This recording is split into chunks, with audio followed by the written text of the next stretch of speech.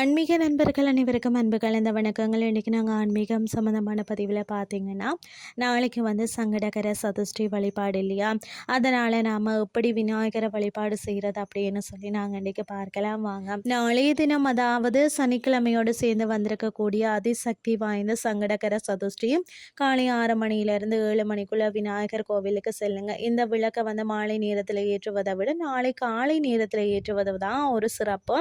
ஆகவே வந்து இந்த நேரத்தை வந்து தவற விடானா கொஞ்சம் வந்து கஷ்டப்பட்டு சனிக்கிழமை வந்திருக்கக்கூடிய இந்த சங்கடகர சதுஷ்டி அன்று அதிகாலை வேளையில் எழுந்துட்டு சுத்தபத்தமாக குளித்துட்டு நீங்கள் வீட்டுக்கு பக்கத்தில் இருக்கக்கூடிய விநாயகர் கோவிலுக்கு செல்லுங்க. பெரும்பாலான விநாயகர் கோவிலில் வந்து அரச மரம் இருக்கும். உங்களுடைய வீட்டு பக்கத்தில் இருக்கக்கூடிய விநாயகர் கோவிலில் வந்து அரச மர இலை இருந்தால் வந்து சிறப்பு.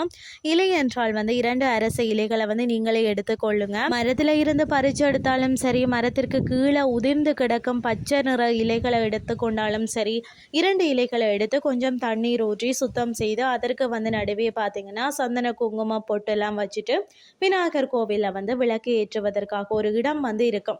அந்த இடத்துல பார்த்தீங்கன்னா இந்த 2 அரச இலைகளையும் வச்சுட்டு அதன் மேலே ஒரு அருகம்புல்லை வைத்துட்டு நீங்கள் அதன் மேலே பார்த்தீங்கன்னா 2 மண் அகல் விளக்குகளை வச்சு கொஞ்சம் வந்து நெய் ஊற்றி பஞ்சித்திரி போட்டதுக்கு பிறகு அந்த நெய்யில் வந்து சிறிது பச்சை கைப்புற தூள் வந்து போடுங்க. தீபமேற்றி பிள்ளையாரப்பா என்றோடு வந்து என்னுடைய கடன் சுமை குறையணும் அப்படின்னு சொல்லியும் வருமானம் பெருக்கணும்னு சொல்லியும் வாங்கிய கடன் பிரச்சனையில இருந்து வெளிவர முடியாமல் தவிக்கிறேன், எப்படியாவது இந்த சங்கடத்தில் இருந்து என்னை காப்பாற்று என்று சொல்லி மனமுருகி வேண்டிய அந்த விநாயகரை 3 முறை சுற்றி வழிபாட வந்து நிறைவு செய்து கொண்டாலே போதும். உங்களுடைய வாழ்க்கை வந்து ஜாம் ஜாம் என்று ஓகோ என்று மாறிவிடும். கடன் சுமையெல்லாம் வந்து படிப்படியாக வந்து குறைந்து விடும். கையோடு மறக்காமல் ஒரு சிதறு தேங்காயை விநாயகரிடம் உடைச்சு விடுங்க. அந்த சிதறு தேங்காயை உடைக்கும் போது பார்த்தீங்கன்னா இன்றோடு என்னுடைய கடனும் இதே போல உடைஞ்சிக்கு சிதறி காணாமல் போய்விட்டது அப்படின்னு சொல்லி பிரார்த்தனை செய்து கொண்டு நீங்கள் வழிபாடு செய்து பாருங்க.